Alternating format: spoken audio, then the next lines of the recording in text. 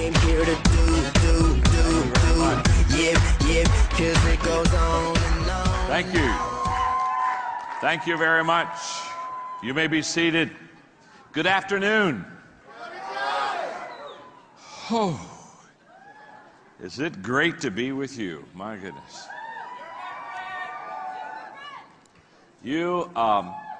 I know you know this, and you've been here for the last few days at the convention, so I know you know this. But you happen to be part of an incredible organization. Do you understand that? I have seen a lot of them, and I've taught and worked with a lot of them, and I can tell you, I have never seen an organization take off like you have taken off. I mean, you are on a rocket ride, aren't you, huh?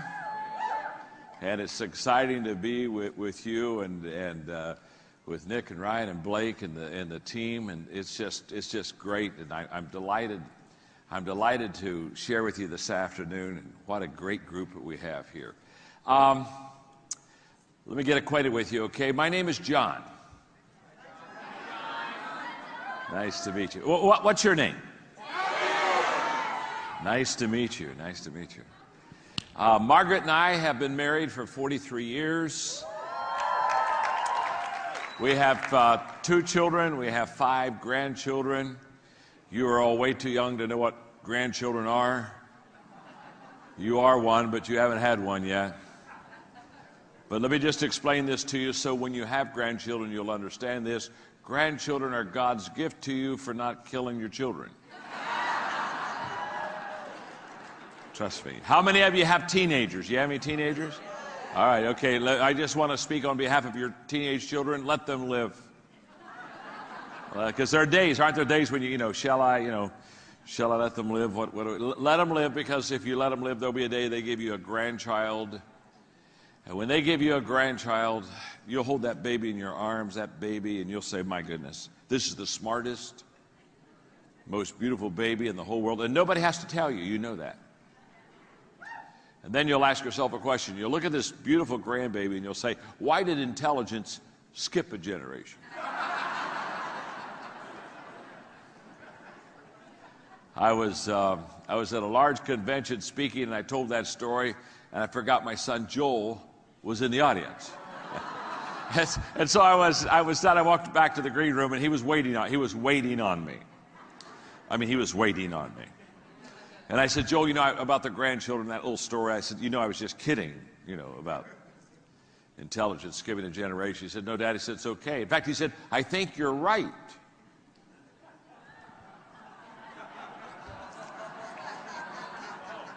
I said, you do? He said, yeah. I said, I think you're right. He said, in fact, just last week, Grandpa and I had that very same discussion.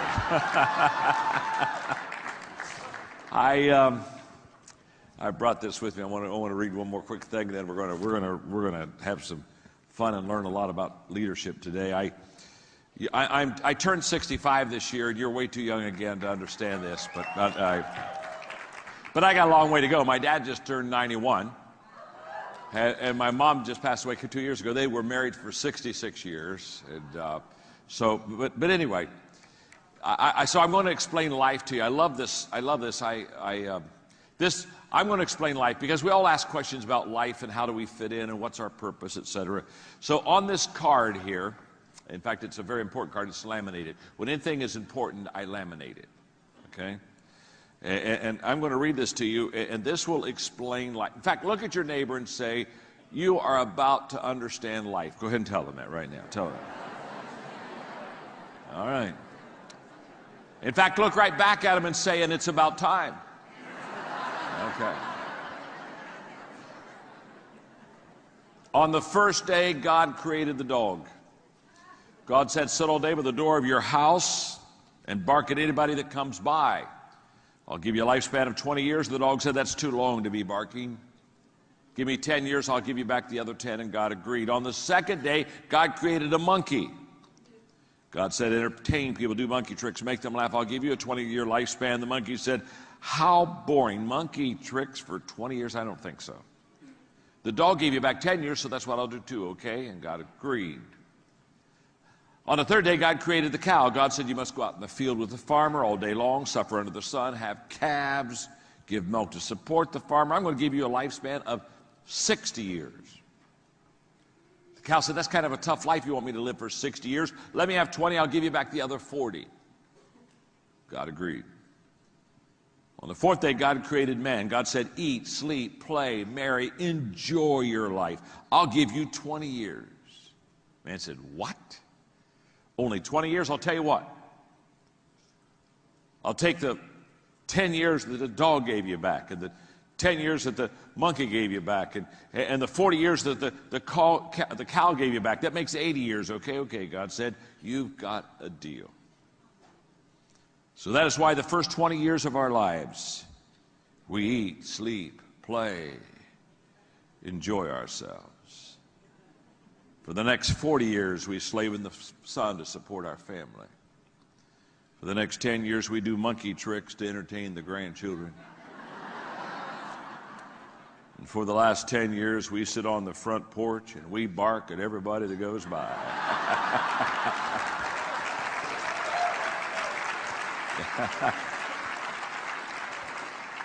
You've just had life explained to you. I was on the phone. I was up in San Francisco. I was doing some work with Condoleezza Rice, and we were doing some video shoots and things. And yesterday, or I guess it was the day before yesterday, I got on the phone with your leaders, and we talked about this meeting today, this time. And after talking to them and hearing from them, and again, I want to say what a great company you have, what great leaders you have. I know leaders. And I say this I say this with reflection. As I've met your three guys, they are the finest, sharpest young leaders that I have ever met. That's a fact. That's a fact. That's really a fact. And trust me, I meet a lot of leaders, and I hang with a lot of leaders. In fact, I just kind of do that for a living. And I'm looking forward to this year. I was just talking to all three of them back there for a moment, and this year I'm going to have the privilege of spending the year with them in a mentoring relationship. And I'm very excited about that. I am. I'm very excited to be able to pour what I know and what I've learned in my life into them, and they're so good. They're so eager already. So that's fun. So we were talking on the phone, and when I finished talking to them, I did what I do often. I travel to do a lot of speaking, but I literally I just wrote out my lecture. I've never given this before. Okay, I just sat down and I said, I know exactly what I want to teach you. And so it's kind of fresh. It's new. It's not a sugar stick, okay? It's just what I know that I think you need to know that will help you be a better leader, to be more successful, because my desire is to really take you to a whole new level leadership-wise. And so what we're going to do, let's call this teaching, since I've never given it before, let's call this teaching the Rule of 5 for leading. The Rule of 5 for leading. And in a moment, I'm going to explain to you how the Rule of 5 works, which is in itself tremendously life-changing. But what I'm going to do today is I sat down. I was up in San Francisco doing some writing for the last 2 days on another book. And I sat down and I wrote this out. And I want to give this to you. So I want you to look at the person you're sitting beside and say, John's never done this before, okay? He's never done this before, okay? And tell that your neighbor, and he's doing it for us because we're special, okay? We're special, okay?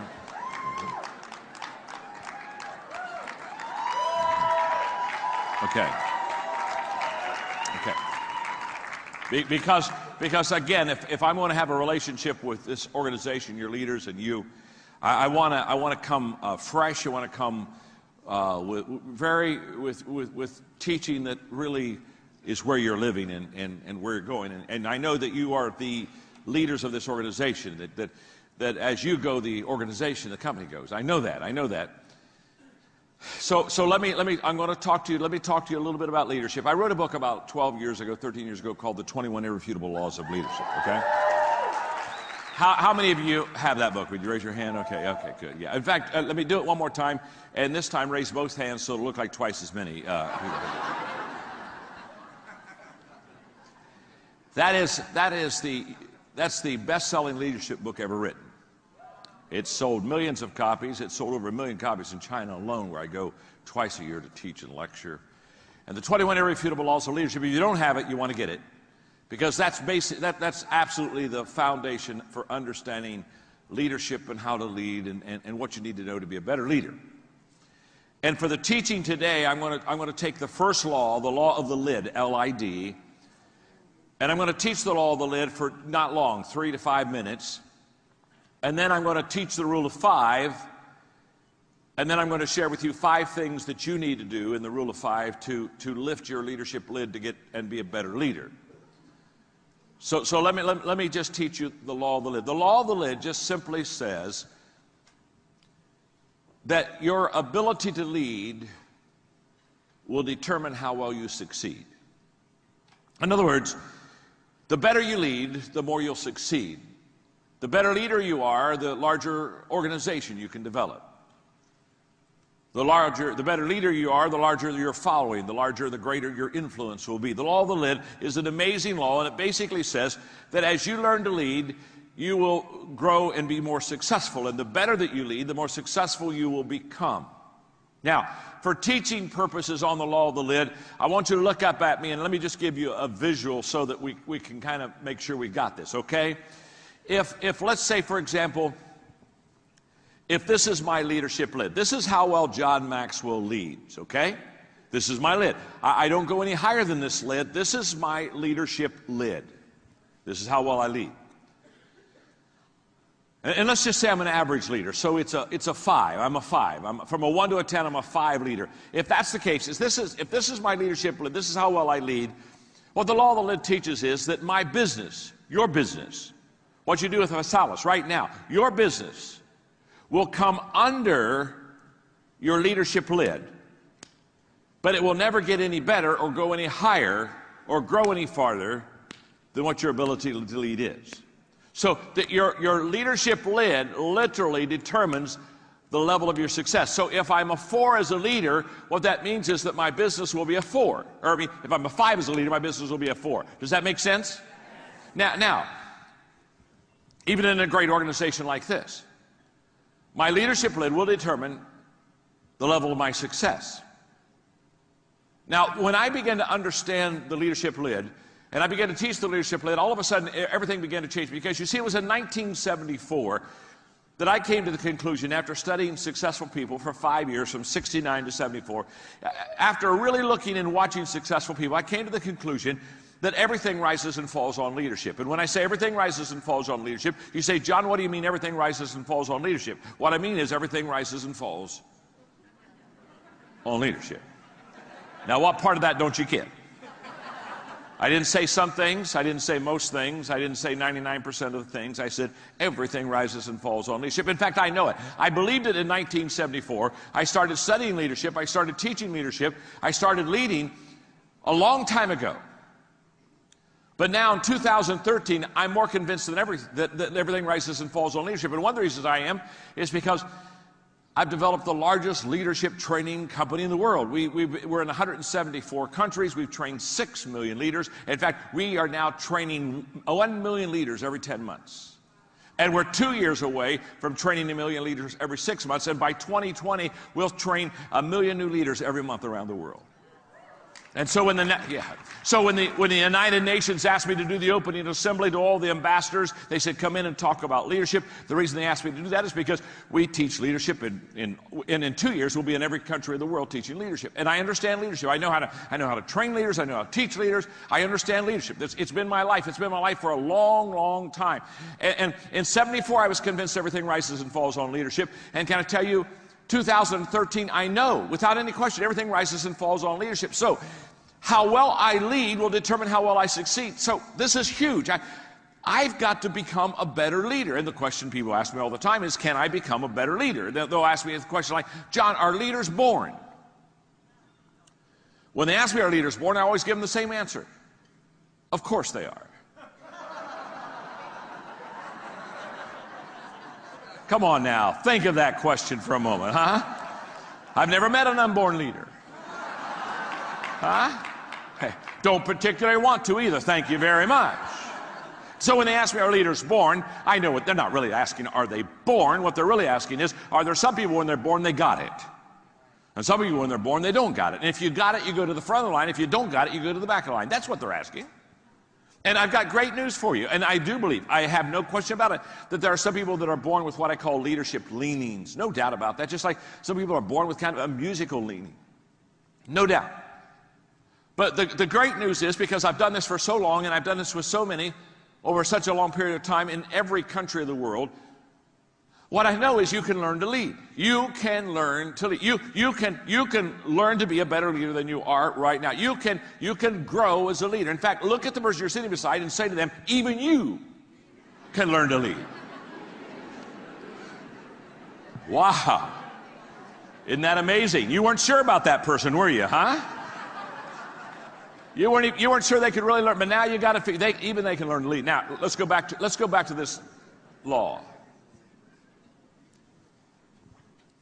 If I'm a 5 as a leader, that means my organization will be what? Talk to me. A 4. Okay, here we go. Because the leadership lid won't allow it to go higher. So, how do I grow my organization? This is very simple, folks. I've got to raise my lid, don't I? I've got to get this lid up, and because I can become a better leader, I can raise my lid, true? So I can go from a 5 to a 6, to a 7, to an 8, to a 9. Now, this organization is a 4. When that leadership lid starts going up, that organization goes from a 4 to a 5, to a 6, to a 7, to an 8. You see, your organization will grow to the size of your leadership ability. Now, if I were where you are and I was listening to what I just said, and I was taking notes, somewhere on my notes or somewhere on my iPad, I'd be putting a star right here. I'd be putting a rocket ship. I would be putting a sign that says, do not miss this. Because your ability to lead will determine how successful you'll be in this house, without any question. The best leaders will build the biggest business. No question. That should light a fire within you. That should spark, something should be going off on the inside right now. You see, everything rises and falls on leadership, and I've got to raise my leadership lid, and Maxwell says I can learn how to lead, and the better I learn how to lead, the bigger I can build this business. There ought to be something inside of you that says something like this: I had better learn to lead. Hello, this is an IQ test. If you miss this one, you can go home now. Visalis can't help you. God can't help you. You understand? The whole concept, the whole idea that you can learn to lead, and if you learn to lead, and the better you learn to lead, the more successful you can become, and the greater your business. This is an absolute fact. It's not a theory, it's not a thought, it's not an idea, it's not a principle, it's a fact. And the law of the lid says, the better you learn to lead, the higher you lift that lid, the greater your business can become. Now, that's the law of the lid. So the question that I have today, and as I was talking on the phone to your leaders the other day, the question I have is then, well, how do I lift that lid? How do I lift that lid? If that's the key, then John, come on, let's get that lid lifted. And by the way, you're in luck, because I know how to do that. Yeah, I really do. I ain't bragging, just living it, okay? I know how to do that. In fact, look at your neighbor and say, John can help us. Go ahead and tell you. John can help us. And look at your neighbor and say, and you need John to help you. Okay. All right, okay. Now. John can help you. Trust me on this. I know how to lift the lid. Now, To help you lift the lid, let me teach you the rule of 5. Now, the rule of 5 I can teach for 2 hours, so understand, I'm going to try to do this in 3 minutes. But I can with you, because you're smarter than these other organizations. You understand? Okay, all right. With some, it's a week conference. Okay. With some, a week doesn't matter. Still doesn't take. Okay. The rule of 5 is the most life-changing concept for focusing on success that I have ever taught, that I've ever lived.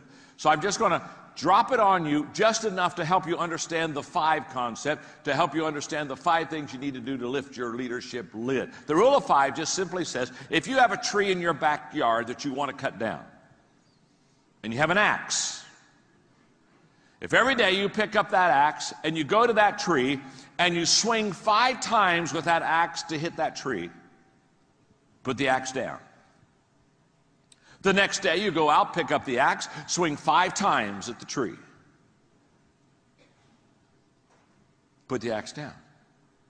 The next day you go out, pick up the axe, and 5 more times you swing at that tree. 5 times. Every day you pick up the axe, and only 5, not 50, not 15, not 500. 5. If you swing 5 times a day at that tree with that axe every day, let me ask you a question. What eventually is going to happen to that tree? That tree is going to...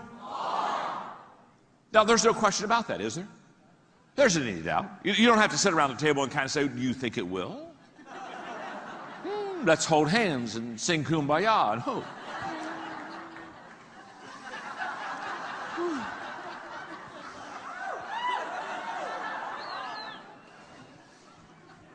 If you swing 5 times a day at that tree every day, that tree will fall. End of story. Now, if it's a big tree, it may take a couple years. If it's a little tree in your backyard, I don't know, maybe in a month you could knock that baby down. I don't see. Now, the size of the tree will determine how long it takes for it to fall. But that's not what we're debating here. What we're teaching here is if you swing 5 times a day at that tree, every day the tree will fall. Now, that's the rule of 5. The rule of 5 says, find your tree. What's your goal in life? What's your purpose? What do you want to accomplish? What do you want to knock down? Where's your axe? What are your tools? What is it that you're going to use to effectively go after that goal 5 times a day? What are you? What is it? Because whatever that is, if you use it 5 times a day, every day, you'll be highly successful. For example, I write books. So let me just put that in writing for a moment. I've written 73 books. Jason, that was a nice introduction. It's 22 million, not 19. But what's 2 or 3 million? Give a little, take a little here, a little there. People say, John, how have you written 73 books? Oh, thank you for asking. The rule of 5. You see, there are 5 things I do every day that allows me to write that many books. It's not magic. It's not that I'm brilliant. It's just that I know the rule of 5. The rule of 5. You see, every day I read. Every day I file. Every day I think. Every day I ask questions, and every day I write. Every day I do those 5 things. Every day I read. Every day I file. Every day I think. Every day I ask questions. Every day I write. Every day I read. Every day I think. Every day I file. Every day I ask questions. Every day I write. Every day I think. Every day I read. Every day I ask questions. Every day I file. Every day I write. Every day I write. Every day I read. Every day I think. Every day I file. Every day I ask questions. Yes, I can do it in different orders, but every day. Doesn't matter whether you swing the axe left-handed or right-handed. You just got to hit the tree. Every day I read, file, think, ask questions, write, read, think, file, ask questions, write, read, think, file, ask questions, write. You say, now, John, what do you mean by every day? This is where it gets a little long sometimes. What I mean by every day is every day. Now you say, now let me, when you say every day, do you mean, do you do that on Sunday? Every Sunday I read, think, file, ask questions, right? Do you do that on your birthday? Every birthday. Guess what? Every birthday I read, think, file, ask questions, right? Do you do that on Christmas? Guess what I do every Christmas? Every Christmas I read, think, file, ask questions, right? Do you do this when you're not feeling well? Can I tell you when I'm not feeling well? Even if I'm not feeling well, guess what I do every day? Every day I feel, when I'm not feeling well, I think, right, ask questions, do all those things. Every day. You say every day? At the age of 17, I started filing. I've never missed a day. I don't have 100 quotes. I don't have 1,000 quotes. I have tens of thousands of quotes. I don't have 100 stories. I don't have 1,000 stories. I have 10,000 stories. Where did you get all those stories? Where did you get all those quotes? Well, let me tell you something. Guess what I do every day? See, we overestimate what we can do in a day, and we underestimate what we can do in several days. And you got to understand, the secret of success is not the fact that, hey, I didn't say, hey, some days I get up and I write for 12 hours. No. I didn't say I write all day. I didn't say I read all day. I didn't say I think all day. I didn't say I ask questions all day. I just said every day. Every day. You see, doing a little bit every day is a lot more important than doing a lot someday. And most people live in someday. Well, I'll tell you what, I think I'll get to that. You know what, I think I'll try that. You know what, I believe I got. Now, here's the key. You got to figure out what the 5 are. It took me 7 years to find my 5 for writing. You say, man, John, you're slow. I am. It won't take you 7 years. But it'll take you a long period of time. I could get the first 2 quickly, but the 3rd, the 4th, the 5th, it took me 4 years to get the last one. Now, forget writing, because this isn't about writing a book. This is about leading. And what I'm going to do is I sat up in my hotel in San Francisco, and I wrote out what I think is the rule of 5 for leading. And I'm going to give it to you. And I've never given it to anybody else. You're the first ones to get it. So look at your neighbor and say, we're the first ones. Go ahead and tell them. We're the first ones. We're the first ones. Okay. You got it? We're the first ones. Okay. Hey, and since you're the first ones, don't blow it. You understand? Okay, I'm going to give you, if you can do these 5 things, the rule of 5 for leading, you will lift your leadership lid. How many of you want to lift your leadership lid? Okay, these 5 things, we're going to give them to you. And by the way, they're all simple. They're all simple. You can do all 5. You can do all 5. They're simple. Think about my rules for writing. Every day I read. You can read, can't you? Every day I think. Every day I file. Every day. No. See, the things that will bring you success are not complicated. They're simple. I'm a communicator, not an educator. Now, I have an education. I got 3 degrees, but I'm not an educator. An educator takes something simple and makes it complicated. Yeah, my father was a university president for 17 years. I know university stuff really well. An educator, they just take something simple and make it complicated. If you're not confused, they're not happy.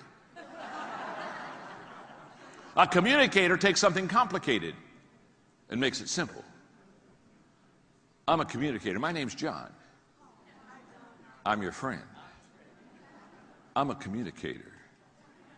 And I know how to communicate. I know how to put the cookies on the lower shelf. Yeah, sure. Might as well have some. I've been having some. I know how to put the cookies on the lower. And what I'm going to share with you about leading, you can do this, but you can't do this in a day. And you can't do this in a week. And you can't even do this in a month. You can't do this in a year. This is a lifetime of living this rule of 5. Are you with me? Yes. It's a lifetime. So there's no quick fixes here. There's no magic. But you can do this. Okay. Let me give you the first one. The first of the rule of 5 for lifting your leadership lid is lead yourself. Lead yourself. Now you say, John, when you say lead myself, what do you mean?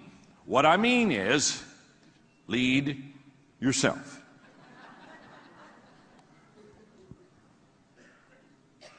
You see, when we think of leadership, we always think of someone else, don't we? We think, okay, I'm going to rule, that's rule of 5 for leading, lifting my leadership lid. All right, I got to go find some people. Got to find some people. Okay. Find some people. No. Before you lead someone else, you need to lead yourself. I was doing a leadership conference, been speaking all day, doing Q&A the last session. A kid with an MBA stood up. He said, John, I love your leadership principles. My goodness. He said, I'm sitting here all day. He said, I'm an MBA student. I'm still in school. I don't even graduate till this spring. And he said, I kept listening to you and I kept thinking, boy, I wish I had somebody to lead. I wish I had somebody to lead. I wish I had somebody to lead. I wish I had a company. I wish I had a department. I wish I had somebody to lead. He said, I don't have anybody to lead. He said, where should I start? He said, good question. Start with you. Let me put it this way. If you wouldn't follow yourself, why should anyone else follow you?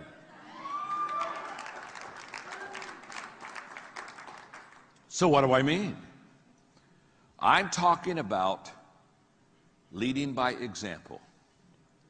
I'm talking about having the leadership qualities within you that you want to teach someone else. Having the leadership values within you that you want to impart to someone else. I'm talking about visually leading people. Because leadership is visual. It's a visual responsibility and it's a visual act. Nobody has ever said to you, I am following a great leader, I just have never found him or known him. No, you're taking drugs. Every person that you've ever followed, you saw. Every person that you ever said, I want to follow, that person has had an influence on you. And listen to me very carefully, because the most important motivational principle in leadership life is this: people do what people see. So when they follow you as a leader, it's not what you say to them that makes you effective, it's what they see in you. Let's go to the 21 laws of leadership for just a moment. The 21 laws of leadership. The law of magnetism. The law of magnetism simply says, we attract who we are, not who we want. Oh my. That is so good. No wonder that book has done so well. It'll change your life. We attract who we are, not who we want. I run into people all the time, and they come to me and they say, John, I'm developing a group. I'm starting an organization here, and I'm getting people to buy in. And John, I'm all excited, and I look up and say, what kind of people do you want to be attracted to your organization? What kind of people do you want to bring in? What kind of people do you want to recruit? And they'll say, you know what, I want people with energy. Oh, I want energy. I like energy's important. I want people with energy. And I'll tell you what else I want. I want people with a character. I want somebody who has some integrity and an attitude. Oh, I want somebody who has a good attitude. You know, okay. And they start listing all these qualities they look for. And I'll let them list 3, 4, 5. It doesn't matter. But when they get to 5, I stop. I say, wait a minute. Hold it. Okay, you want somebody with energy? Yeah. You want somebody with character? Yeah. Well, I want somebody with good attitude. Yeah. That's what I want. That's what I want. Stop. I don't care what you want. I got a question to ask you. Do you have energy? Do you have character? Do you have a great attitude? You see, if you have energy, a character, and a great attitude, guess what you attract? Birds of a feather. See, like begets, like attracts like. Oh my goodness. Oh my goodness. Before you ask somebody to follow you, make sure you have your own act together. You see, too many leaders, they're like travel agents. They send people where they've never been themselves.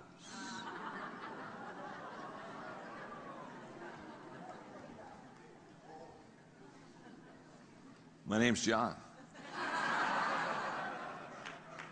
And I'm your friend. Yeah, they're travel agents. They've never been there themselves, but they're always sending other people there. They've never experienced it. They've never lived it. They've never fleshed it out. They're not living it. They get up and they think, I'll just cast a vision. I'll just cast a vision. Boy, I'll just say, all right, here's the great way. People don't want to follow your finger. They want to follow you. Quit pointing. Quit talking. Talk's cheap. Any person that hasn't succeeded can talk.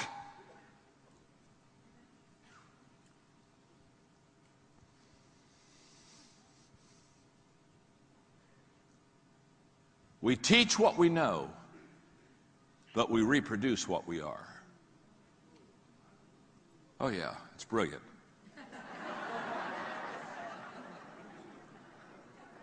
When you've done this for 40 plus years, it's brilliant. It's not that I'm brilliant, it's just that I've done it so long. After a while, I catch on. We teach what we know, but we reproduce what we are. So if you're wanting to raise up some great leaders in your group, guess what? The first thing you need to do is be a great leader. Let me explain that to you. Let me just sit down for just a moment. At my age, it's a highlight. Let me just sit down for a moment and let's go back to the law of the lid. Remember when your lid was a 5, what was your company going to be? It was going to be a... Absolutely. The lid says you can't have a 6, you can't have a 7, you can't have an 8, you can't have a 9. You're a 5 leader. A 5 leader doesn't have 7s. A 5 leader doesn't have 8 companies. 5 leader doesn't have 9. 5 leaders have 4 companies.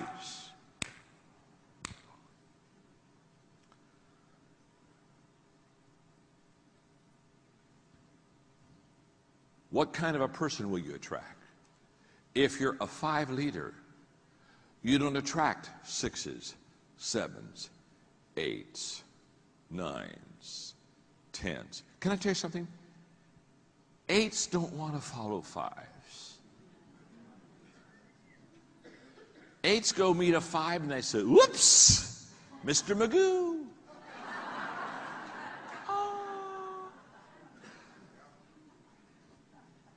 So how do you attract better people? Lift your lid.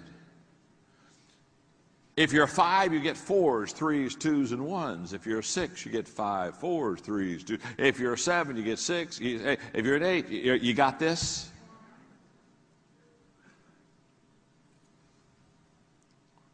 Stanford research says, just came from there.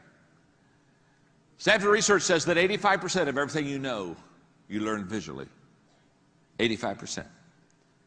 The reason I say that the first rule of 5 in leadership is leading yourself is because visual example is the most powerful leadership tool. Axe to cut down your tree. Trust me with that. James Allen said, people are anxious to improve their circumstances, but they're not anxious to improve themselves. And they therefore remain bound.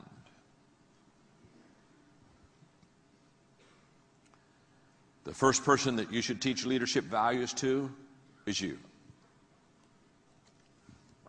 The first person that should flesh out leadership is you. The first person that makes the decision to go forward is you. Lead yourself. I will promise you, start there. Start small. Start with you. When I was 25, I made a very important leadership decision that literally has changed my life. When I was 25, I made a decision that as a teacher, I would never teach something that I didn't 100% believe. And what that meant was I did a lot of things, I had a lot of subjects I didn't teach on. Are you with me? But I realized that the power, the life change, the passion, all comes out of living it yourself. And once you start living it yourself, it is so amazing how people will begin to follow you. So don't leave this conference and go back and say, oh, let me tell you what I learned. No, don't tell them what you learned. Show them what you learned.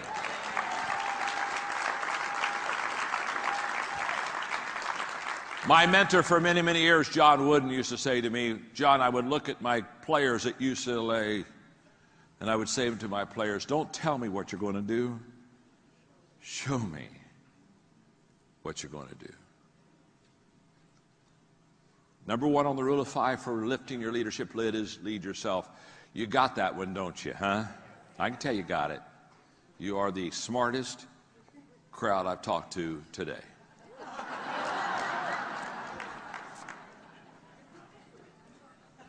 Are you ready for the second rule of 5? And by the way, every day, what do you do? Every day I what? Lead myself. You got it. Every day I lead myself. Number 2, the second of the 5 is every day add value to people. Every day. Every day add value to people. When I was 27 in Dayton, Ohio, I listened to Zig Ziglar, my wonderful friend who passed away about a month ago. What a precious... When you talk about somebody living his message, Zig lived his message. I knew him well, played golf with him, been on trips with him. We've spent a lot of time together. What he said is what he lived. What a great, great man. And I remember Zig in that wonderful Mississippi drawl as he'd walked around the stage in Dayton, Ohio, and he said what you have heard too, if you'll help other people get what they want, they'll help you get what you want. And that day my life was changed because as a young leader, I wasn't helping people get what they want. I was asking people to help me get what I wanted. I was saying, hey, listen to my vision. Look, here's where I'm going. Hey, look at my train. Hey, get on my train. Hey, let's go on my trip. Let's go on my journey. Hey, let me tell you. And I was trying to get people to come my way. And that day, everything changed when he basically said to me, John, leaders focus on others first. They focus on what is your dreams and what would you like to accomplish and what do you love? What's your passion? It changed my life. And from that time on, I said, okay, I'm going to be a person that every day adds value. And can I tell you, I have a practice I've done for 35, 40 years. I did it this morning. Woke up in my hotel. And I thought of you, and I thought that I'm going to be able to teach you today, and I'm going to be able to spend some time with you. And I began to think about how can I add value to you. And I took my notes that I'd written yesterday, and I went through them again, and I looked at them. I said, okay, where can I help them? What can I do that'll really lift them? How can I add value? See, every morning I ask myself, who can I add value to, and how can I add value to them? Every morning. And every evening I ask myself, did I add value to that person, and how did I do it? Every morning, who can I add value to and how can I do it? Every night, did I add value to that person and how did I do it? Every morning, who can I add value to and how can I do it? Every night, who did I add value to and how did I do it? It's amazing because I teach leadership is influence, and people come to me all the time. They say, okay, John, how do I increase my influence? Because the more people that you influence, the more people you're going to have in your business. No doubt about it. It's very simple. People that know how to add value to people continually increase value and influence with people. So because I'm so passionate about adding value to people on a daily basis, remember, every day, hey, every day I lead myself. Every day I add value to people. Every day I take that axe, lead myself, add value to people. Because I'm so passionate about it. I sat down a few years ago and I asked myself, okay, how do I add value to people? And I came up with 3 things that I want to pass on to you quickly. I add value to people, number 1, when I value people. You got to value people, friend. You got to really love people. Don't be like Charlie Brown one time who said, you know, I love mankind. It's people I can't stand. You got to value people.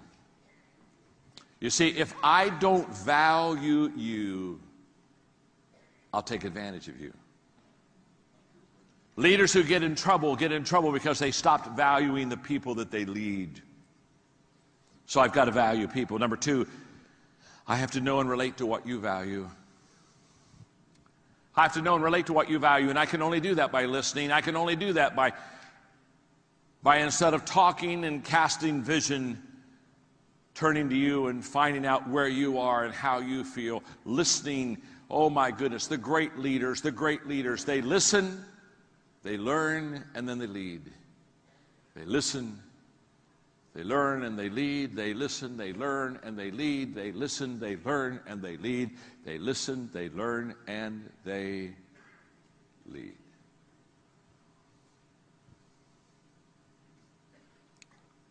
If I want to add value to you, I have to value you. I have to know and relate to what you value. And number 3, I have to make myself more valuable.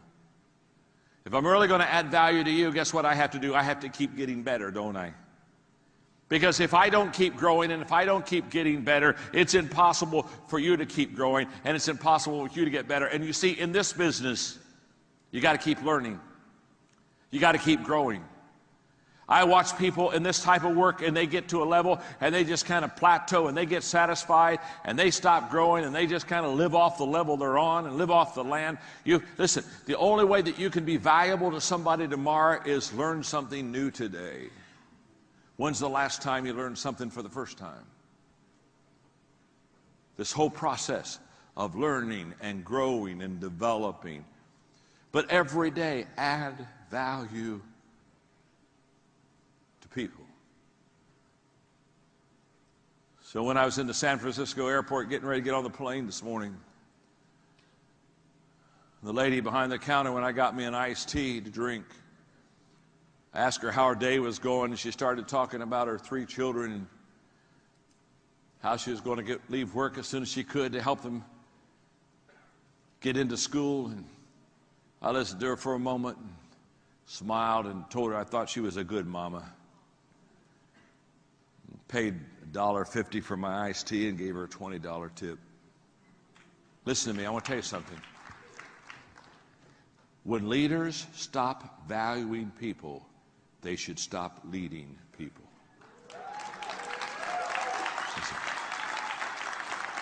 This is not, hey, this business is a people business.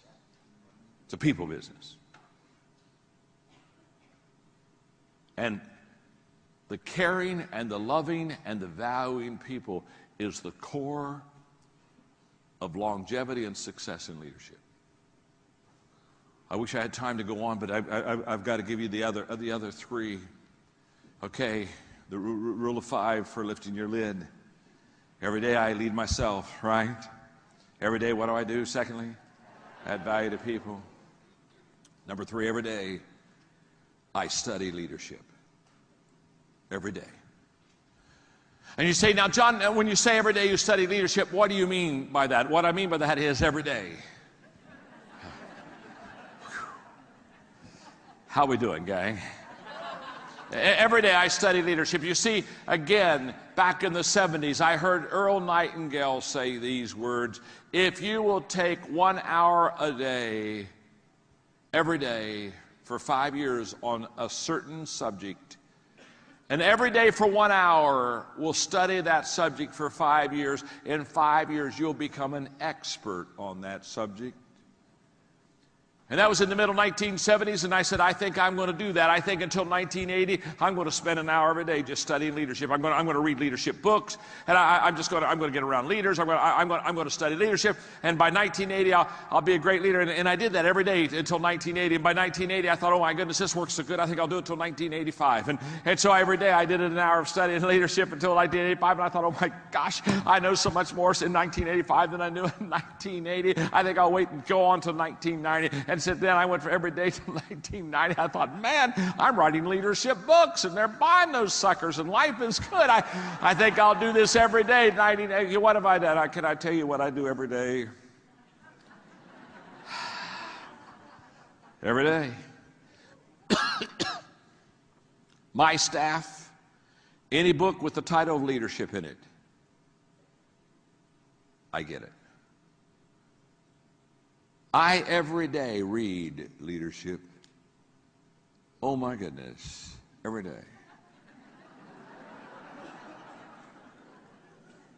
And because I have so much reading to do, I took 3 speed reading courses. Oh yes. So when I interviewed Condoleezza Rice on the plane out, I read a book on Condoleezza Rice. I can read a book real fast, you understand. I took speed reading courses so I could read more. Now, speed reading didn't increase my comprehension, but speed reading lets me get to where I need to get to so I can slow down so I can understand it.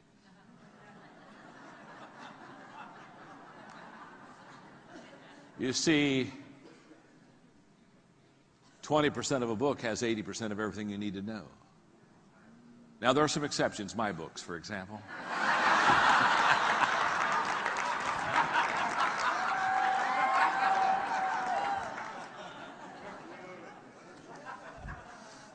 So when I say study leadership, what do I mean? Right, real quick, okay? I got to get this done for you. That means reading. That means resources. You see, in 1973, when I realized I needed to develop a personal plan for growth and I didn't have one, and I didn't know how to develop one, Success Motivation Institute out of Waco, Texas had a kit that I could buy for $795 that would help me to personally grow, and that kit cost me 1 month of my salary. And I bought it. Well, it took me 6 months to buy it because I had to save up for it.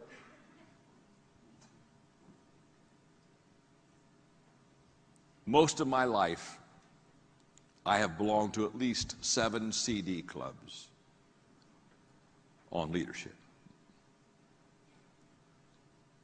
Resources. Learning lunches. Every month since 1982, I've set up a lunch from somebody. I buy the lunch, I don't even eat. I just ask questions. Somebody that's smarter, faster, better than me. And I just ask questions. I call it my learning lunch. Do it every month. Oh, if I had 20 minutes, I'd teach you what I just learned. Oh, I would just teach you what I just learned in a learning lunch I had 2 weeks ago. But I don't have time. Events. Going to events, leadership events. Margaret and I started visiting presidential libraries because I love history and I love leadership. I've now been to every presidential library in America and studied it. I just constantly immerse myself in leadership events. I've already talked to you about filing. I file every day leadership thoughts, quotes. If I pulled out my iPhone right now, I could give you 3 dozen quotes that I've picked up in the last 2 or 3 days that I file, and I just keep them in there and I just keep reading them. I keep working, and I just keep reading them until I've got them, until they're mine. Study leadership. I do hope I'm lighting a fire for you, because I'm telling you, your leadership lid will determine how high you're going to go in this business, and I'm going to promise you, you can't increase your leadership without studying leadership. So every day I lead myself. Every day I add value to others. Every day I study leadership. Are you with me? Yes. Number 4, every day I practice leadership. I practice leadership every day. I not only study leadership, but I practice leadership. I shared with you about my organization, Equip. The largest leadership training organization in the world. You say, John, how did you, and by the way, we did that in 16 years. How did you develop the largest leadership training organization in the world? It's very simple. When we train leaders, we go in for 2 days and we have a leadership workbook and we take them through the leadership principles. And then at the end of the 2 days, we give them 10 workbooks. And we said, we'll be back in 6 months for the next session. In the 6 months we're gone, you take 10 people and you train them what we trained you to do. And they can't come back for their second training until they validate that they've trained 10. You see, a long time ago I learned, I'm not about to train somebody how to lead that isn't going to practice leadership. You see, I'm telling you, you can waste a lot of time with people who like to have meetings. But their biggest accomplishment is lighting the fire and doing a little kumbaya. The whole idea of not only knowing how to lead, but practicing your leadership. Malcolm Gladwell, who's a wonderful friend of mine, read some great books, Tipping Point, etc. Malcolm is the first guy to say that if you want to be highly successful in doing something, you have to do it at least 10,000 times. He gives examples, the Beatles, all these groups that made it big. When people say, oh my, they just made it big, they'd just done it. Practice, practice, practice, practice, practice, practice, practice, practice, practice, practice, practice, practice, practice.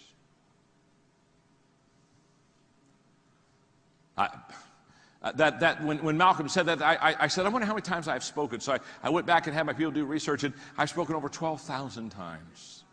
So people say, John, you walk out on stage, you take your water, you stick a cough drop in your mouth, you sit on a chair and say, my name's John, I'm your friend. You don't look nervous. It's like you're having a conversation with us. Well, I'm having a conversation with you. Absolutely. And I'm not nervous. I'm not nervous. I've done this 12,000 times. You say, oh, John, you look so natural when you do that. Of course I'm natural. I've done this 12,000 times.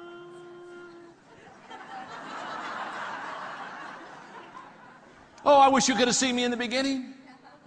I was nervous. I wasn't natural. Practice. Oh, yes.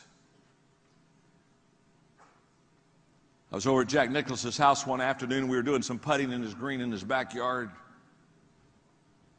And I said, Jack, I've watched you make all kind of pressure putts to win major championships. Did you feel the pressure? And he smiled and said, not really. How could you have such an important putt and not have the pressure? He said, well, you have to understand, when I had that 7-foot putt, had a little break to the right. He said, to be honest with you, I've done that putt about 10,000 times. And then he said, practice gives confidence. Thank you, Jack.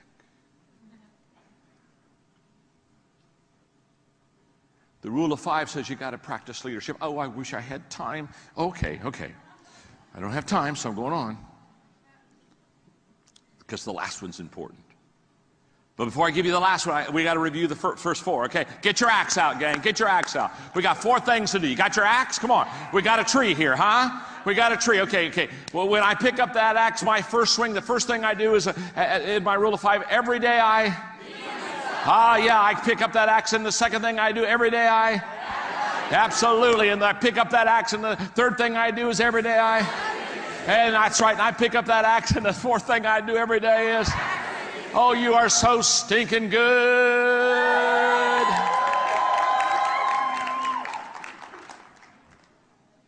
Every day, number 5, I intentionally grow. Every day.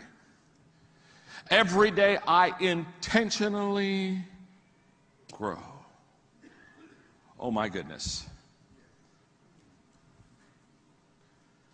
Every day I intentionally grow. This is huge.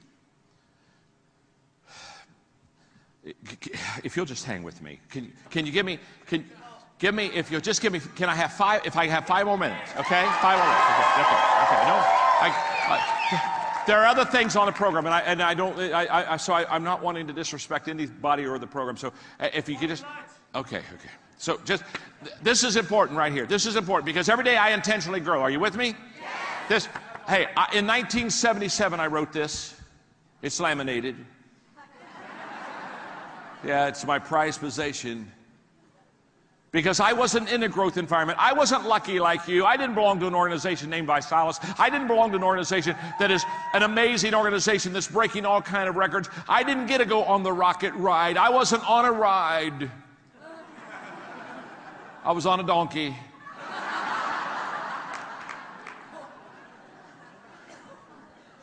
And that ass wasn't going anywhere. My organization's theme song was, "I shall not be moved." And they weren't.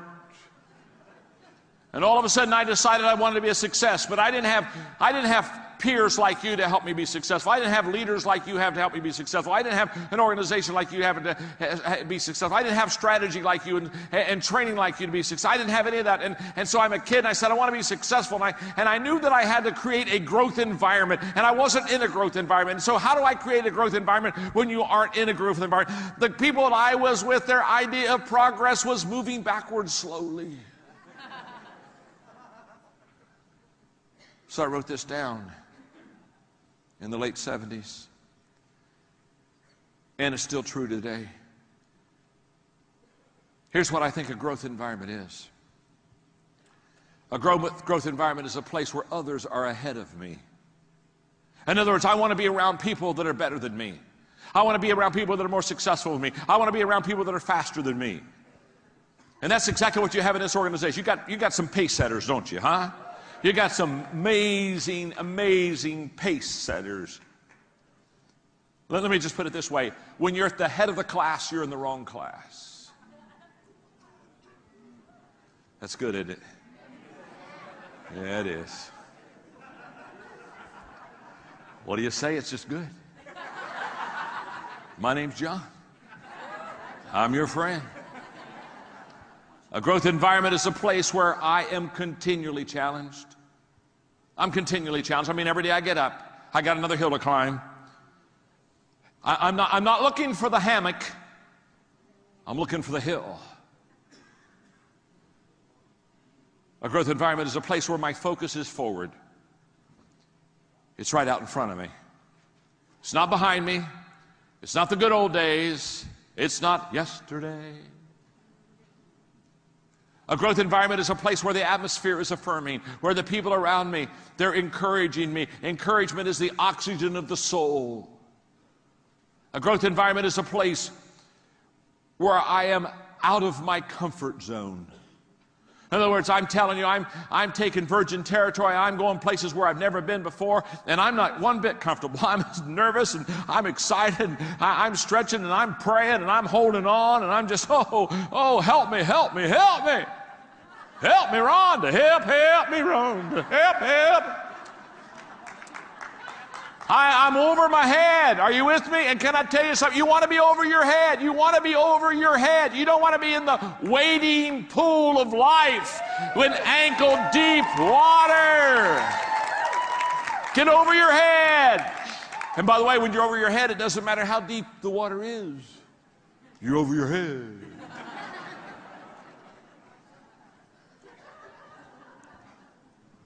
A growth environment is a place where I wake up excited. Man, I know a lot of people, they don't even wake up. We're supposed to leave our footprints in the sands of time, but a lot of people, they're just leaving their butt prints. Yeah, they just got butt prints in the sands of time. They're not doing anything. You with me, huh? Hello, come on, talk to me. There are some people, they're already dead. They just haven't made it official yet. Yeah. A growth environment is a place where failure is not my enemy. It's not my enemy. Failure is my friend. Oh, yes. I write 3 books at a time. This one's not out yet, but I've written it. It comes out next year. I love the title. Sometimes you win, sometimes you learn.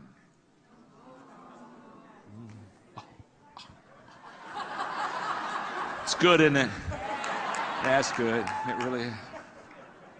A growth environment is a place where others are growing. Some of you, I've seen some people, they win the race, but it was because no one else was running.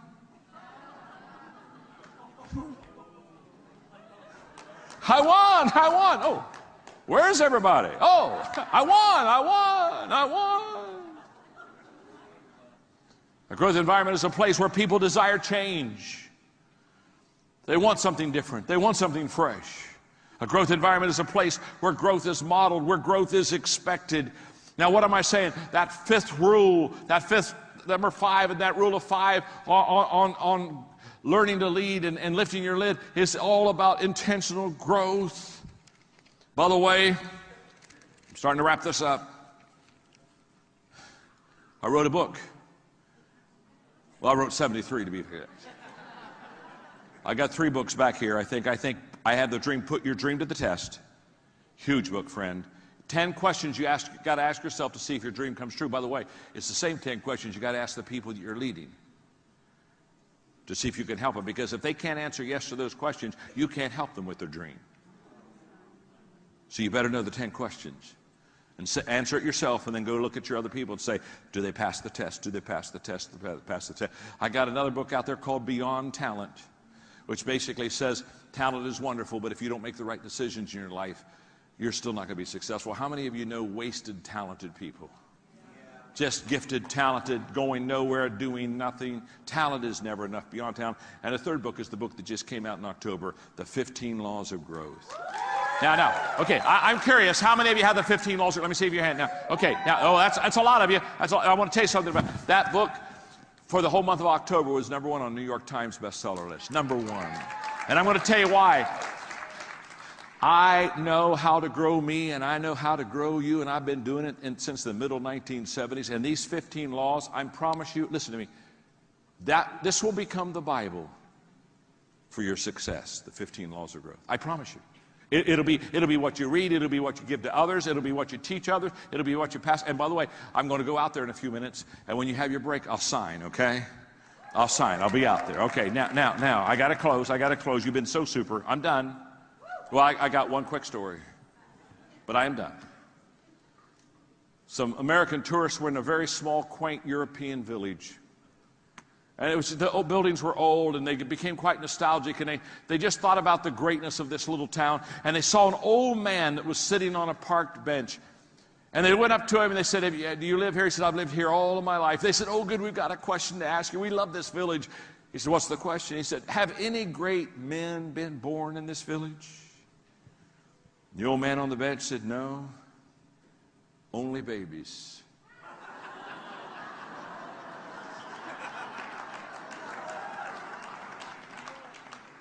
Greatness doesn't begin great. It begins as a baby. Greatness is based on the decisions you make.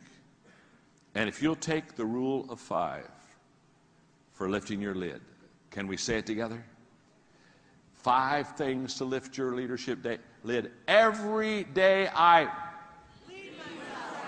Every day I Every day I Every day I